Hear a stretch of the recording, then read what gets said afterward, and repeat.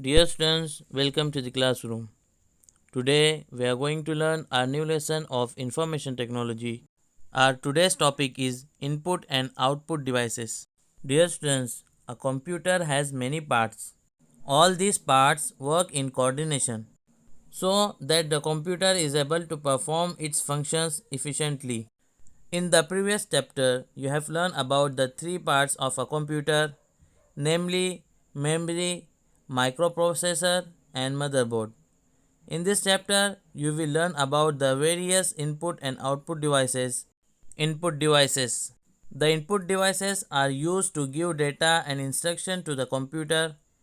Some of the commonly used input devices are keyboard, mouse, scanner, joystick, microphone, light pen, web camera, digital camera, trackball, touchpad, and touch screen.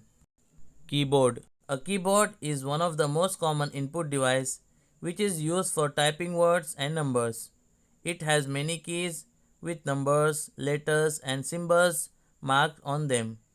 The keys having numbers marked on them are known as number keys, and the keys having letters marked on them are known as alphabet keys. In addition to these keys, there are various other keys such as function keys, cursor control keys, and so on that perform some specific functions. Mouse. A mouse is a pointing device that controls the movement of the mouse pointer on the screen. It is used for drawing pictures and selecting the objects on the screen. A mouse generally has two buttons, left button and right button, and a scroll wheel at the center. There are two types of mouse, namely mechanical mouse and optical mouse. The mechanical mouse has a ball under it which helps it to move on the plane surface.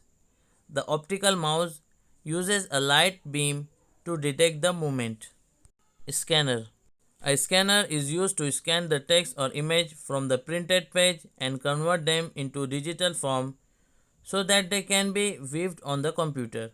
Scanners can be broadly classified as graphical scanner and text scanner. Graphical scanners read photos or other images into the computer and digits them. Text scanner read pages of text and produce editable text file. Joystick. A joystick is also a pointing device that is used to move object on the screen. It helps in playing computer and video games. Some joysticks allow movement in only four directions, namely forward, backward, left and right, whereas other joysticks allow movement in all directions 360 degrees. A simple joystick has only one or two buttons and a trigger. However, some have many buttons and advanced capabilities. Microphone.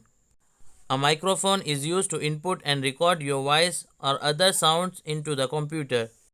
It also used for voice communication over the internet. Light pen. A light pen is another type of pointing device that is used to draw lines or image directly onto the screen. With the help of light pen, you can move the pointer and select objects on the screen by directly pointing at them. This is not possible when you use a mouse. Web camera. A web camera is used to capture live image and videos.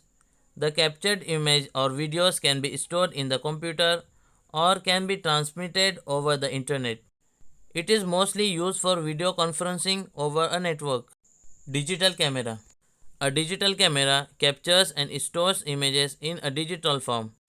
It is different from a simple camera in a way that in a digital camera, images are stored in a memory card, while in a simple camera, images are stored in a film roll.